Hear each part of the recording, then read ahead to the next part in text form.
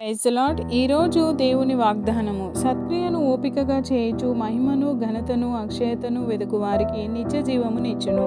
రోమాపత్రిక 2:7 ప్రజలు మిమ్మల్ని బాధపెట్టినప్పుడు కూడా వారికి మేలు చేయడం చాలా కష్టం.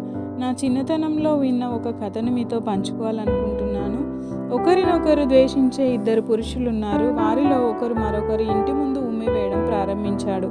కాబట్టి ఈ వ్యక్తి మొదట్లో కోపంగా ఉన్నా తర్వాత ఆయన శత్రువు ఉమ్మివేసినప్పుడు వెంటనే కడగడం ప్రారంభించాడు.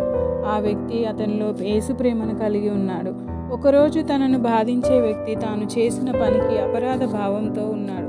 తర్వాత వచ్చి తన చర్యలకు క్షమాపణలు కూడా చెప్పాడు. కాబట్టి మీ శత్రువుపై కోపపడకండి, బదులుగా మీ శత్రువులకు మీలోని క్రీస్తు ప్రేమను చూపించే క్రీస్తు చర్యలను చేయండి.